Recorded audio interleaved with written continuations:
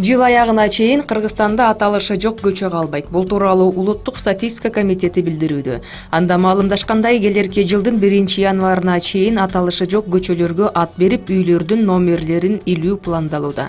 Буга чейин биринчи вице-премьер министр Кубатбек Боронов билдиргендей, Кыргызстанда аталышы жок көчөлөр 5,3% түзөт. Алар Бишкек шаарында, Ош, Талас жана Баткен облустарында жайгашкан. Белгилей кетсек, 2020-жылы Кыргызстанда калкты жана турак жайды каттоо жүрөт.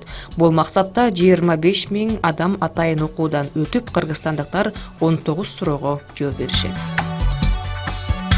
Базар Коргон районунун Баймундус айылындагы короодо чөп өрттөндү. Бул туурасында Өзгөчө кырдаалдар министрлиги билдирди. Кырсык айылдын Мамыров көчөсүндө катталган, анын кесепетинен короодо жыйылган 10 унаа чөп күйүп кеткен. Учурда өрттүн себептери такталууда. Бүгүн түнү 19 жаштагы жигит Бишкек шаарындагы Чоң Чүй каналына чөгүп кетти. Бул туурасында Өзгөчө кырдаалдар министрлиги билдирди. Бүгүн түнкү саат 1:30 чамасында Алматы көчөсү жактагы каналга түшүп кеткендиги туурасында маалымат түшкөн. Издөө иштерин жүргүзүү үчүн Өзгөчө кырдаалдар министрлигинин Бишкек шаардык башкармалыгынын куткаруу кызматы тартылган. Азырынча жигиттин сөөгү табыла элек. Актала районунун Кара Бүргөн айылында короонун ичинде токтоп турган жеңил унаа толугу менен күйүп кетти. Актала райондук Өзгөчө кырдаалдар бөлүмүнүн башчысы Максат Чоробековдун айтымында, кечки саат 8:30 чамасында куткаруучуларга Кара Бүргөн айылынын тургунуна таандык Audi үлгүсүндөгү автоунаа өрттөнүп жаткандыгы туурасында маалымат түшкөн.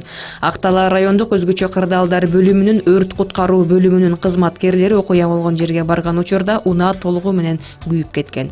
Өрт электр жабдыктарынын кыска чыңалуусунан келип чыккан.